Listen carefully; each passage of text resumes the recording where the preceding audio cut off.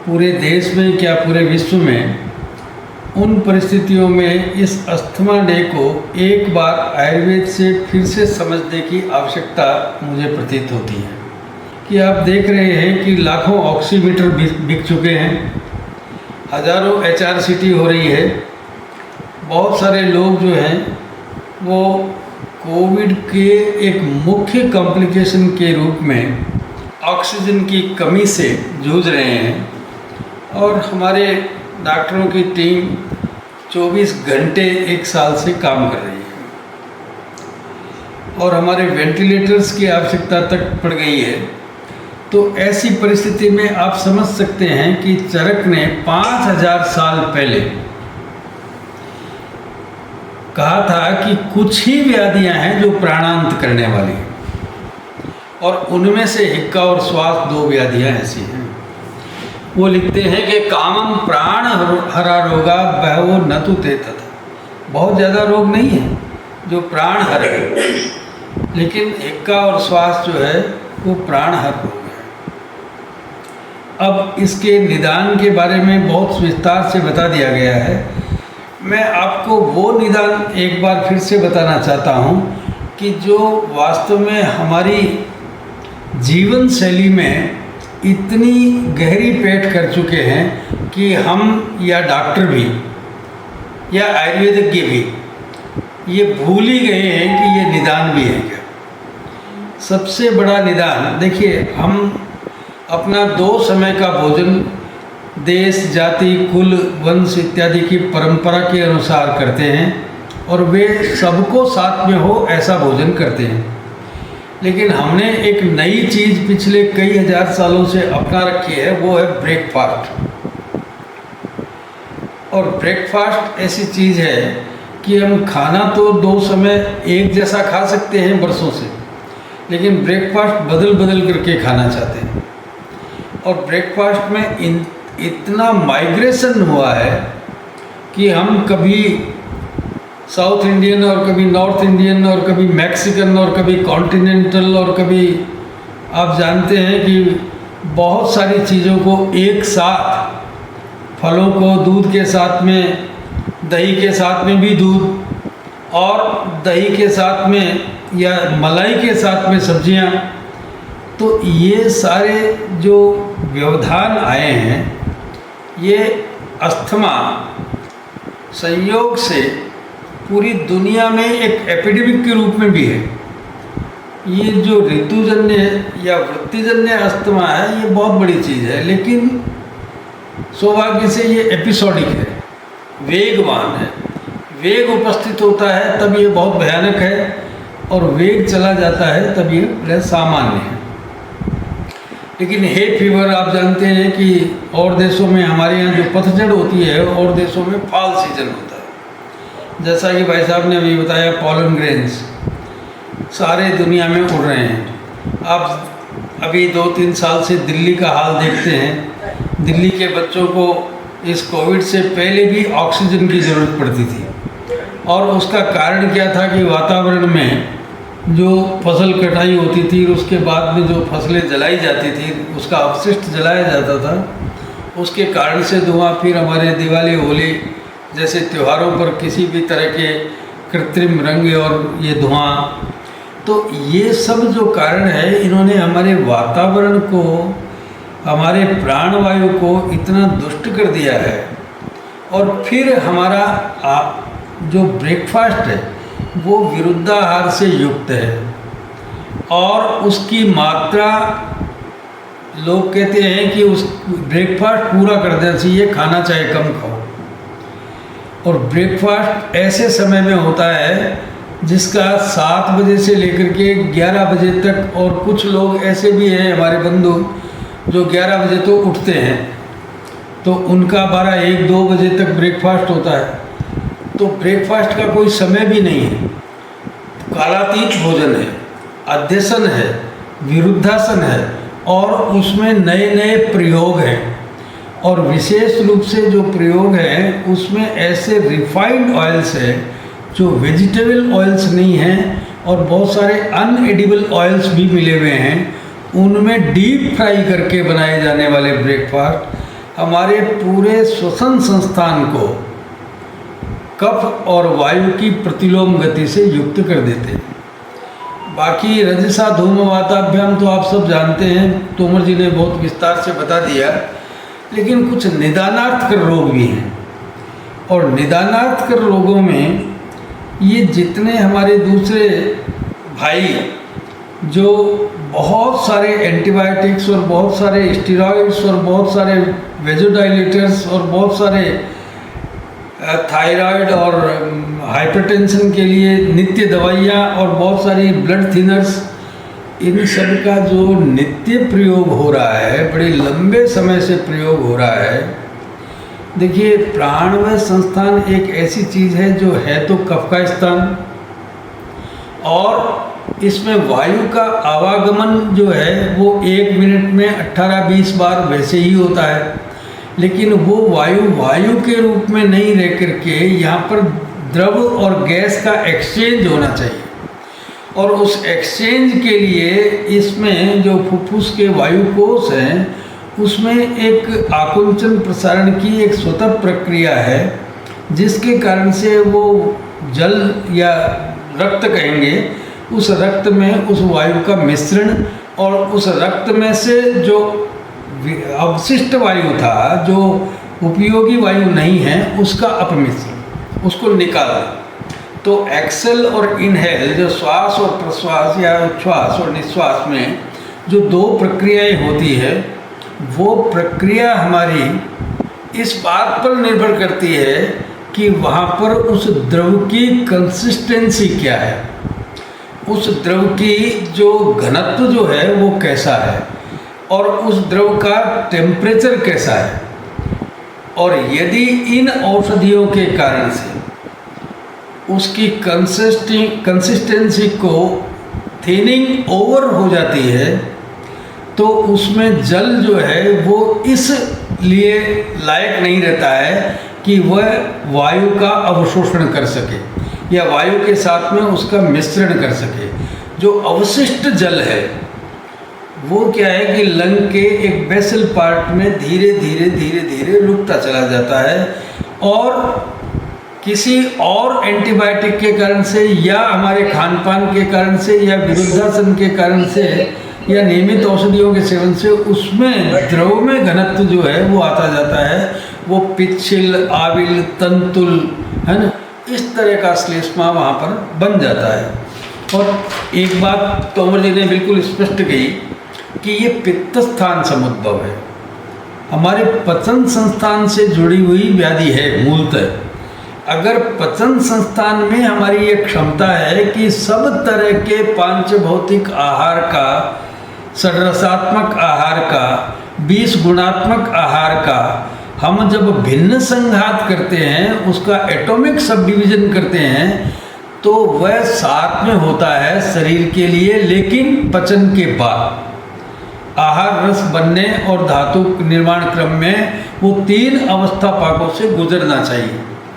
लेकिन वो 3 अवस्था पाक अगर पित्तस्थान या अग्नि या गृहिणी की दृष्टि है तो उसका पचन भी दुर्बल है, अवशोषण भी दुर्बल है, और उसका जो मुंचन है, डिफिकेशन है, वो भी दुर्बल है। ऐसी स्थिति में जो एब्डोमिनल कैविटी है उसमें रहने वाला जो अपशिष्ट द्रव्य है जिसका विक्षेपण नहीं हुआ है, उसका भार हमारी थोरेसिक कैविटी पर उस पतली सी एक महाप्राचीरा पेशी या डायफ्राम जिसको कहते हैं, वो उसको रोक नहीं पाती है। ब्लोटिंग होती है तो श्वास हो जाता है, ज़्यादा खाना खा लिया जाता है तो श्वास हो जाता है, पांडु हो जाता है तो श्वास हो जाता है, पर लीवर की प्रॉब्लम है तो श्वास हो जाता है, किडनी में अगर पूरा फिल्ट्रेशन नहीं हो रहा है तो श्वास हो जाता है। तो कुल मिलाकर के श्वास के लिए इतनी सारी निदानार्थकर व्याधियाँ हैं, और रक्तपित्त भी, अगर ब्लड के क्लॉट्स बन जाते हैं तो भी, पीनस बराबर पुराना जुकाम रहने पर भी। तो इसलिए जो निदानार्थकर रोग है श्वास में, वो चरक ने इतने विस्तार से बताए गए हैं कि कम से कम श्वास होने से पहले यदि ये रोग हैं जो चिकित्सक हैं और बहुत सरलता से चिकित्सक हैं, उनकी चिकित्सा पहले करवा लेनी चाहिए। लेकिन हमारे देश में क्या पूरी दुनिया में आप देखते हैं कि पांडु के 50% रोगी हैं। हमारी अच्छे संभ्रांत घरों की महिलाओं में 10-12 हीमोग्लोबिन से ज़्यादा नहीं होता और वो उसको नॉर्मल मानती है। क्यों? कि उसके कारण से अभी कोई दिक्कत नहीं है, और धीरे धीरे वो लीवर जो है वो फैटी होता चला जाता है और स्प्लीन जो है वो मेगली होती चली जाती है, और उसके कारण से उसका जो रक्त बनने का जो प्रोसेस है वो अब ब्लड ट्रांसफ्यूजन के बाद में भी 5-10 दिनों में वापस वहीं आ जाता है।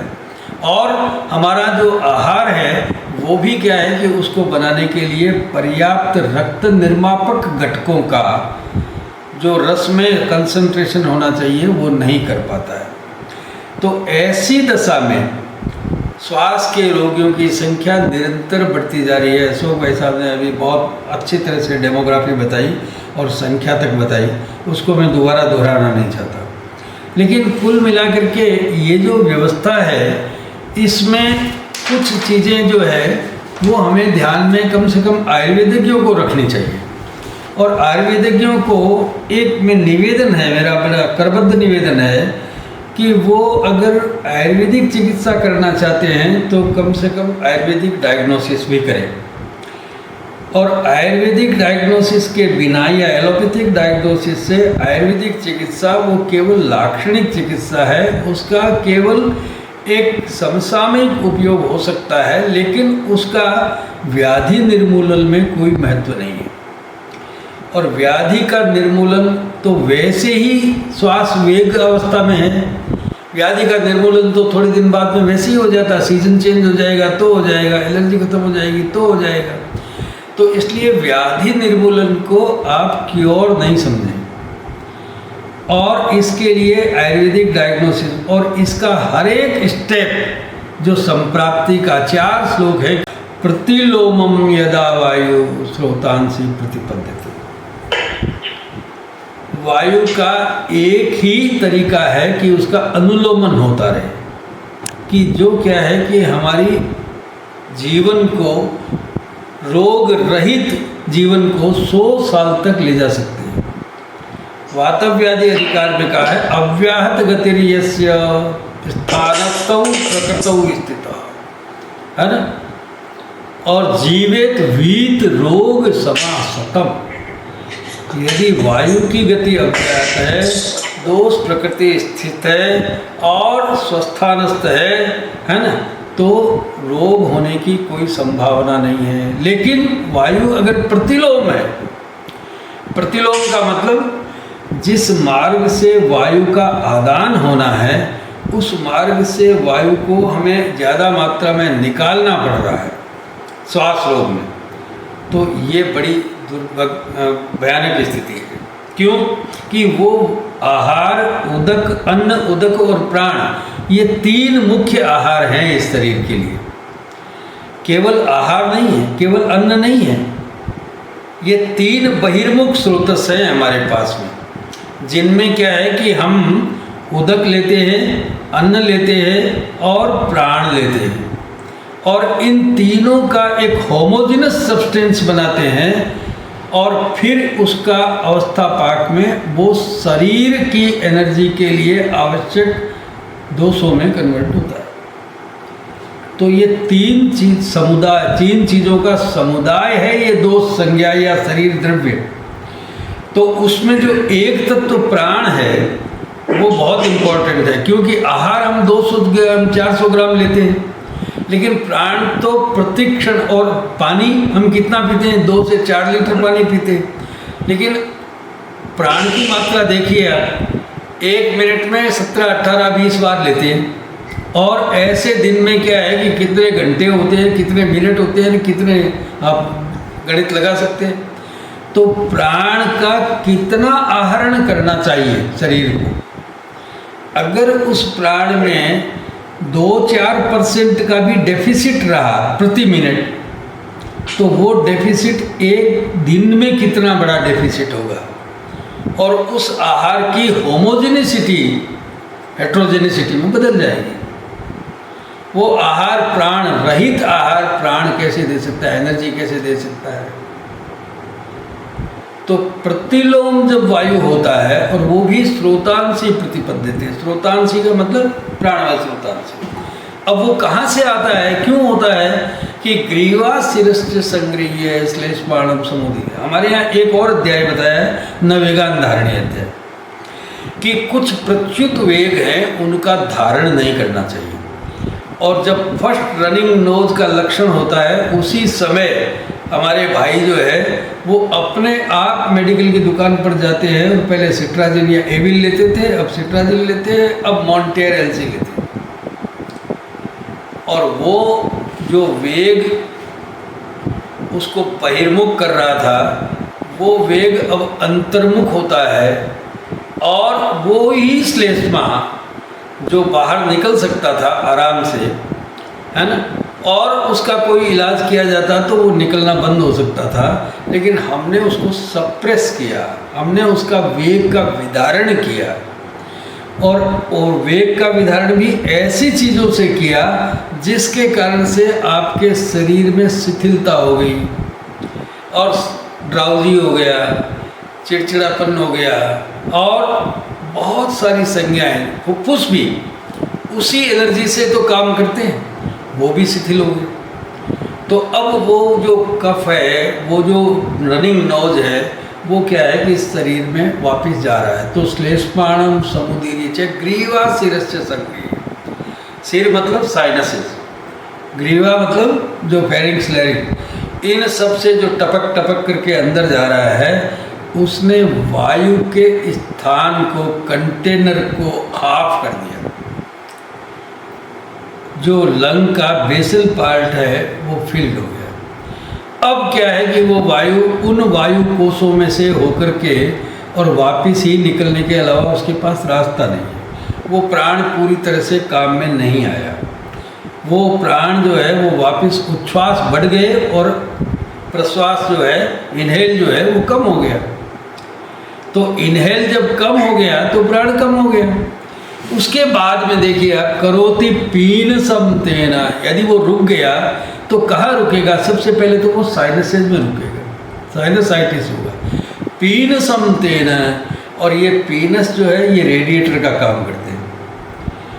इस वातावरण में जितने धूल धुआं, जितने भी क्या है कि एलर्जेंस हैं, उन सब को रोकने के लिए बाल से लेकर के साइनसेज जो हमारे रेडिएटर का काम करते हैं, उसमें वो उसको समतापी बनाते हैं, शरीर के लिए उपयोगी बनाते हैं, उसको फिल्टर करते हैं, और फिर उसको लंग्स में भेजते हैं। तो वो साइनसेज जो है वो दुष्ट कफ से भरे हुए हैं, दुर्गंधित कफ से भरे हुए हैं। क्यों? कि उसको तो हमने रोक दिया। तो ऐसी स्थिति में पीनस, पीनस का मतलब प्रतिशाय नहीं है। पीनस का मतलब क्या है कि जैसे पीनता कहते हैं गुरु, भारीपन को, वो भारी कफ से भर गए, है ना, जो थिक श्लेष्मा से भर गए हैं, जिनको निकालने के लिए 10 बार नाक साफ करते हैं, और उसके बाद में इनहेलर लेते हैं, और नजल ड्रॉप्स लेते हैं, और बहुत तरह के उपाय करते हैं, है ना, फिर नेबुलाइजेशन करते हैं। तो कुल मिलाकर के वो कफ कहाँ से आया और कैसे वो ग्रथित हो गया? वो पीन हो गया। पीन का मतलब गुरु हो गया, भारी हो गया। अब वो जो पीनस है उससे रुद्ध और गुरु, वो जो आपका ट्रेकिया है, जो मूल आपकी वायु नलिका है, वो क्या है कि रुद्ध हो गई है, वो साफ नहीं है, वो अव्याहत गति से वायु को जाने नहीं दे रही है, वायु का व्याहत हो गई।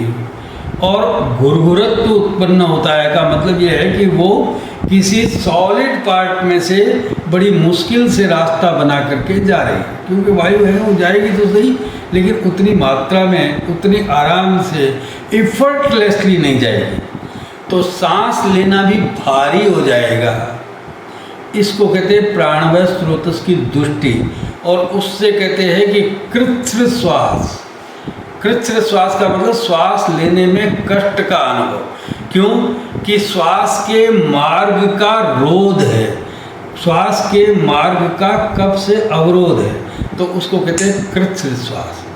अब वो डिस्निया, ये श्वास उत्पन्न हो गया, कृच्छ श्वास। लेकिन ये अभी कोई बहुत भयानक बात नहीं हुई है, लेकिन अतीव तीव्र रोग वेगम च प्राण श्वास प्रपीड़कम। अब देखिए, तो प्राण का स्थान हृदय भी उसके पास में है, और हृदय से उसका एक्सचेंज जो है वो अनवरत गति से 100 साल तक बना रहना चाहिए। वो जो पल्मोनरी आर्टरी और पल्मोनरी वेन जो है वो क्या है कि क्या नाम से एक्सचेंज करती है उस ऑक्सीजनेटेड और डीऑक्सीजनेटेड ब्लड का, और वही प्राण है, इसी को हम प्राण कहते हैं। उस चेतना स्थान पर, उस प्राण के मुख्य स्थान पर अगर ये आवागमन शुद्ध और अशुद्ध का होता रहे तो प्राण की पीड़ा नहीं है, लेकिन ये अवरुद्ध हो जाए तो प्राण की पीड़ा है। This is the life danger, है ना, एंडेंजर्ड लाइफ। और उसके बाद में प्रताम्यते वेगा से उसके लिए बहुत प्रयास करना पड़ता है। जो श्वास हमें अनिर्वेद पूर्वक आता है, अनिर्वेदो वार्त लक्षण नाम। स्वास्थ्य का लक्षण क्या है कि किसी चीज़ का अनुभव ही नहीं होना। श्वास लेते समय यदि हमें अनुभव हो जाए तो समझिए कि वातावरण सही नहीं है। श्वास अगर भारी हो जाए तो समझिए कि वातावरण या जो हम श्वास ले रहे हैं वो सही नहीं है। क्यों? कि वो वेदना पूर्वक हो गया, इफर्टिव हो गया, इफर्टिव रेस्पिरेशन। और ये अतीव तीव्र वेग, और बॉडी तो अपना काम करेगी, उसको तो श्वास चाहिए, तो उसके लिए वो वेग उपस्थित करती है, और वेग उपस्थित करती है तो वो प्राण की पीड़ा करता है। उसके बाद में प्रतमन करता है। प्रतमन का मतलब क्या है कि वो एक्स्ट्रा सिस्टोल और डायस्टोल करता है। और एक्स्ट्रा सिस्टोल और डायस्टोल आपको क्या है कि 18-20 श्वास जो है वो आपके लिए नियत है, और अगर वो 30-40 हो जाते हैं तो इसको अतीव तीव्र वेगम कहते हैं। और उसके कारण से भी वो कंटेनर तो भरा हुआ है पहले से, इसलिए क्या है कि आप ऑक्सीमीटर लगा के देखते हैं वो 90 हो गया, 80 हो गया, 88 हो गया, 60 हो गया, फिर ऑक्सीजन जरूरत पड़ती है। तो ये जो प्रमोह और उसके बाद में सेमी कॉन्शियसनेस कासमा, अब वो कफ है उसको निकालने के शरीर एक यत्न करता है कि कास को उत्पन्न करता है ना। और कास से वो कफ निकालने की श्लेष्मणि मुच्यमाने तो प्रसम भवती दुखिता, और श्लेष्मा को निकालने के लिए कास की जो प्रक्रिया है वो श्वास को और भी जटिल कर देती है, प्राण को और भी ज़्यादा संकट में डाल देती है। और इसके कारण से वो जो ग्रथित श्लेष्मा है, वो जिसने वायु का मार्ग अवरोध किया है, वायु को प्रतिलोम किया है, उसको निकालना उसको कास के लिए इतना जल्दी संभव नहीं है। वो ऊपर उठाता है फिर नीचे गिर जाता है, फिर ऊपर उठाता है फिर। और कास मानस है, कास मानस का मतलब प्रेजेंट इंडेफिनेट टेंस। कास मान मतलब खांसता ही चला जाता है, और खांसते खांसते वो एक टुकड़ा जब कफ का निकलता है तो उसको श्लेष्मणि मुच्यमाने तो भ्रसम भवति दुखिता, और विमोक्ष जब होता है श्लेष्मा का तो मुहूर्तम लभते सुखम, थोड़ी देर के लिए आराम मिलता है। शयान श्वास पीड़ित है, सोते समय फ्लैट हो जाते हैं लंग, उसका लंग का एरिया और कम होता है तो फिर बैठ करके सांस लेना पड़ता है, या फिर एक अस्थमा बेड जो है वो लाना पड़ता है। तो ये जो संप्राप्ति है इसमें विशुष्कास्यो मोहश्वास मूर्छ अवधवते, ये अवधमन जो है ये बढ़ जाता है, मुँह सूख जाता है, फिर पानी पीता है, फिर उसको पसीना आ जाता है ललाट पर। श्वास की प्रक्रिया इतनी एफर्टिव है कि उसको बिना व्यायाम के, केवल श्वास के व्यायाम से उसको पसीना आ जाता है। फिर हम कहते हैं पंखा चलाओ, एसी चलाओ, और फिर वो जो थोड़ा बहुत टेम्परेचर सम हुआ था वो वापस डाउन हो जाता है और वापस वो ग्रथित हो जाता है। इसमें आपको नहीं लगता कि एक एक सूत्र चिकित्सा के लिए आवश्यक है? पहली बात तो यह है कि ग्रीवा शिरश्च संग्रीव, उससे पहली बात यह है कि निदानार्थ कर लो, उससे पहली बात यह है कि आपका ब्रेकफास्ट, और उससे भी पहली बात यह है कि पित्तस्थान। तो पित्तस्थान को सही रखिए, ब्रेकफास्ट की आदत छोड़िए, और निदानार्थ कर रोग जो बहुत साधारण रोग है उनको चिकित्सा करते रहिए, उनको इग्नोर मत कीजिए। और उसके बाद में जब श्वास रोग होता है तो फर्स्ट हैंड आप क्या है कि जो रनिंग नोज है उसको मत रोकिए, उसको निकलने दीजिए, और उसके बाद में जो प्रक्रिया है वो चिकित्सा से सोल्व होगी। अब चिकित्सा में देखिए हमारे यहाँ इतने तरह के योग हैं, कुछ तो भाई साहब ने बता दिए, कुछ तोमर जी ने बता दिए, उसके बारे में फिर से विस्तार करने की आवश्यकता नहीं है।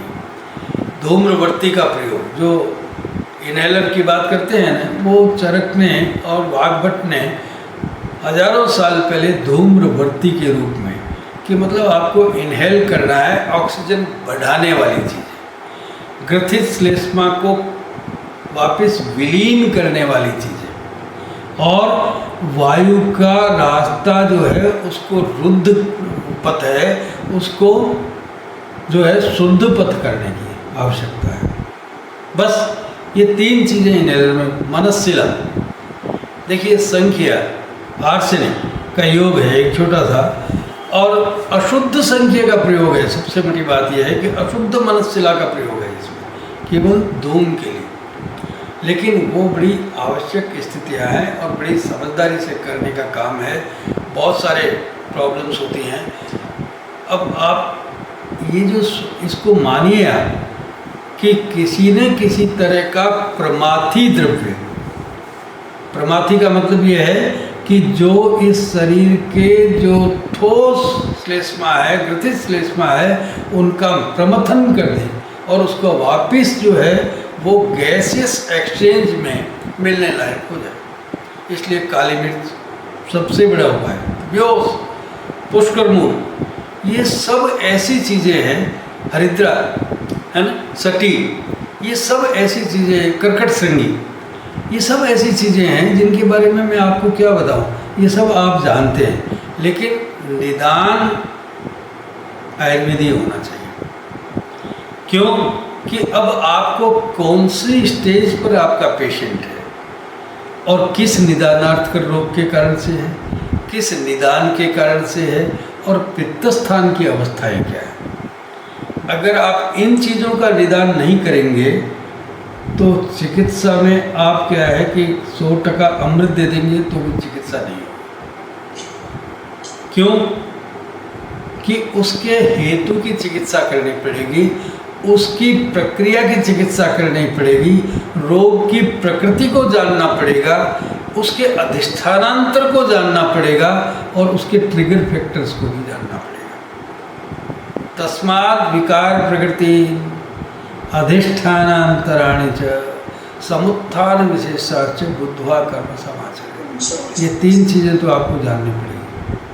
चाहे आप क्या है कि उसको क्या नाम से कितने ही मॉडर्न तरीके से जान लिया है, कितना ही HRCT करवा लिया है, कितना ही आपने लंग एक्सरे करवा लिया है, और कितना ही आपने पीक फ्लोमीटर, स्पायरोमीटर सब करवा लिया है ना, उसके बावजूद भी आपको श्वास रोग की चिकित्सा के लिए ये प्रक्रिया, ये तीन चीज़ें तो जाननी पड़ेगी। क्यों कि उसकी प्रकृति उसके निदान पर, उसके हेतु पर निर्भर करती है, और हर एक श्वास की प्रकृति अलग है। वो ILD की स्टेज पर है, वो फाइब्रोसिस की स्टेज पर है, वो कॉक्स का ट्रीटेड पेशेंट है, ATT 20 साल पहले लिया है, पांडु का पेशेंट है, गर्भिणी है, या इस तरह का काम करने वाला वृत्ति का काम है, सिलिकोसिस का पेशेंट है, या बीड़ी पीने वाला है, या शराब पीने वाला है, लिवर की दुष्टि है, या उसमें कोई किसी भी तरह के मूत्र संस्थान की दिक्कत है, उसको पानी शरीर में रुक रहा है, या शोथ का पेशेंट है, या रक्तपित्त हो रहा है, उसमें थ्रोम्बोलाइटिक लाइसिस हो रहा है ना, शुद्ध रक्त जो है वो फेफड़ों में जमा रह रहा है, उसमें अवशिष्ट रह रहा है, तो ये सारे कारण उसकी विकार की प्रकृति को बनाते हैं। कॉन्स्टिट्यूशन ऑफ द डिजीज ये है। उसके बाद में अधिष्ठान लोअर लंग का है, अपर लंग का है, कि राइट लोब का है, लेफ्ट लोब का है, किसका है वो? क्यों कि राइट में क्या है कि कुछ अवयव अलग है, लेफ्ट में कुछ अवयव अलग हैं जो उसके नेबरिंग ऑर्गन्स हैं, वहाँ की प्रक्रिया डिफरेंट है। और फिर अपर रेस्पिरेटरी ट्रैक्ट इन्फेक्शन है, या ट्रैकिया का प्रॉब्लम है, या फिर साइनस का प्रॉब्लम है, या फिर सिर का प्रॉब्लम है, या अभी भाई साहब ने बताया एंग्जाइटी का सिंपल प्रॉब्लम है, या बहुत सारा मेड्रोल फेड्रोल ले चुका है, वो बहुत बरसों से ले रहा है, बहुत सारा डेरिफाइलिन ले चुका है, बहुत सारे वेजोडाइलेटर्स ले चुका है, या किसी तरह का उसको CABG हो चुका है। तो कुल मिलाकर के ये जो आर्टीरियल ब्लड गैस है, कॉर्नरी क्या है कि बाईपास है, या ये सब चीज़ें लंग के आसपास के क्षेत्र में ही तो हुई है। तो आपका अधिष्ठानांतर क्या है और वो किन कारणों से बढ़ता है और किन कारणों से ठीक हो जाता है, ये दोनों बातें हैं। तो तब आपका पथ्य निर्धारण होगा, चिकित्सा निर्धारण होगा, क्योंकि चिकित्सा स्रोतस की होती है। चिकित्सा जो है वो व्याधि की नहीं हो रही है, क्योंकि ये प्राणवश स्रोतस की व्याधि है। और स्रोतस जो है वो एक छोटी सी पार्ट नहीं है, वो बहुत लंबा पार्ट है। और उस स्रोतस के अलग अलग हिस्से में उसी एक ही धातु के अलग अलग डायमेंशंस हैं। तो इसलिए क्या है कि चिकित्सा के सौकर्य के लिए, चिकित्सा की संपूर्णता के लिए स्रोतस में उस अधिष्ठानांतर का, उस क्षयवैगुण्य के स्थान का ज्ञान आवश्यक है। क्यों कि वो क्षयवैगुण्य ही मूल कल्प्रिट है जिसके कारण से ये सारी लीला हुई। और वो क्षयवैगुण्य जो है वो पोलन ग्रेन से भी हो सकता है, एंजाइटी से भी हो सकता है, और हृदरोग से भी हो सकता है, COPD भी हो सकता है, उसको कॉर्पोरल भी हो सकता है, उसको लिवर के कारण से रिवर्स प्रॉब्लम भी हो सकती है, किडनी के कारण से रिवर्स प्रॉब्लम भी हो सकती है। तो ये सब चीज़ें देखने की बात है। तो मेरा निवेदन बंधुओं इतना सा है कि अब ये जो स्थिति है इसमें क्या है कि चिकित्सा तो बहुत तरीके से की जा सकती है। हमारे पास चिकित्सा के इतने ऑप्शन हैं कि हम विरेचन से भी कर सकते हैं, वमन से भी कर सकते हैं, सद्य वमन और सद्य विरेचन से भी कर सकते हैं, नित्य विरेचन और नित्य वमन से भी कर सकते हैं, और ऋतु अनुसार विरेचन और ऋतु अनुसार वमन से भी कर सकते हैं। और पूरे प्रोटोकॉल के साथ में वमन करने की आवश्यकता नहीं है। आप सिंपल क्या है कि उसका क्या है, सद्य वमन कर दीजिए। एक बार पेट साफ करने के लिए उसको रितकी दे दीजिए। एक बार नींद आने के लिए उसको क्या है कि कोई उपक्रम कर दीजिए। एक बार भूख अच्छी लगने के लिए उसका खाना जो है वो एक बार लंघन करवा दीजिए। तो ये चिकित्सा है। इस चिकित्सा में कोई बहुत बड़ा व्यापार नहीं है। मैं आपको बताऊं, मैं तो छोटा सा चिकित्सक हूँ और मैं रोज़ ऐसे केस देखता हूँ, और ख़ास तौर से पोस्ट कोविड केसेस जो आजकल आ रहे हैं, उसमें सबसे बड़ी जो घटना हुई है उसके कोविड काल में हॉस्पिटलाइजेशन और वेंटिलेशन और ऑक्सीजन और एंटीबायोटिक्स और फेबिफ्लू, टेमीफ्लू, रेमडेसिविर और HCQ और बहुत सारा पैरासीटामोल, बहुत सारा एंटीबायोटिक, 3-4 ग्रुप के एंटीबायोटिक, इन सब लीलाओं का, इन सब घटनाओं का, इन सब अयथाविधि उपचार का उसके लंग्स जो है वो पूरी तरह से फाइब्रोज्ड हैं, डैमेज्ड हैं और कुछ विष पदार्थों से भरे हुए। ये जो पोस्ट कोविड पेशेंट है, इसमें क्या है कि लंग के बहुत सारे केसेस मिलते हैं, और उसमें सबसे मोटा काम ये है कि पहले ILD से शुरू होता है, सिस्टेमिक स्क्लेरोसिस तक चला जाता है पेशेंट, और उसके लंग्स की मसल्स काम ही नहीं कर रही। तो अब तो श्वास लेना, ऑक्सीजन देने से भी सांस नहीं आ रहा है, ये दिक्कत है उसको। ऑक्सीजन लगने के बाद उसका सेचुरेशन जो है वो 85 तक रहता है, और ऑक्सीजन 15 लीटर पर आवर के हिसाब से दे रहे हैं। तो ऐसी स्थितियां हो रही हैं। तो इन सारी परिस्थितियों में आपको सद्य वमन करना पड़ेगा, सद्य विरेचन करना पड़ेगा, और उसके बाद में अपनी स्रोतोशोधक औषधियाँ देनी पड़ेगी। क्वाथ इसमें सबसे अच्छी चिकित्सा है। मुहुर्मुहुर देना, ये श्वास की आवश्यकता है। मुहुर्मुहुर का मतलब हर घंटे में औषध देना, ये आवश्यक है। क्यों कि श्वास हर घंटे में कई बार आ जाते हैं, हर घंटे में वो कई चीज़ें गार्बेज छोड़ जाते हैं। तो इसलिए हर घंटे में क्या, हर 10 मिनट में दे सकते हैं दवा। उसको केवल सबलिंगुअल मेडिसिन दे सकते हैं, उसको इनहेलर के थ्रू दे सकते हैं। तो कुल मिलाकर के इतनी सारी चिकित्सा व्यवस्थाएं हैं। अब पथ्य की बात है। देखिए, श्वास का एक रोगी, कोविड का एक रोगी हॉस्पिटल में भर्ती है, और वो हॉस्पिटल वाले ही खाना दे रहे हैं, और उसको क्या दे रहे हैं, पनीर की सब्जी दे रहे हैं, राजमा, छोले, कभी भटूरे, कभी क्या नाम से आइसक्रीम भी, दही भी, चावल भी, और पता नहीं कितनी तरह की दालें, कितनी तरह की सब्जियां, कितनी तरह की ये सब, और वो रोटियां जो ठंडी, क्या जो लगभग मैदे वाली, पिष्टान। तो अब बताइए कि वो कैसे, श्वास का रोगी कैसे नहीं बनेगा। तो ऐसी परिस्थितियों में उसको गर्म, ताज़ा, प्रमाथी द्रव्यों से युक्त मिर्ची, चाहे लाल मिर्ची हो, काली मिर्ची हो, कुछ ऐसा द्रव्य, है ना। बहुत नमक का प्रयोग नहीं करें, है ना। और नमक का प्रयोग करना हो तो छाती पर मलने के लिए करें, और तेलों का प्रयोग करना हो तो वेजिटेबल ऑयल्स का प्रयोग, नहीं तो घी का प्रयोग करें। और सूप, यवागु, श्वास रोग में वाग्भट ने 15 तरह के यवागु बताए। यवागु का मतलब अन्न मिश्रित औषध, वो चाहे छाछ में पका करके, चाहे पानी में पका करके, 15 प्रकार के यवागु, वो सब का प्रयोग आप कर सकते हैं। धन्यवाद।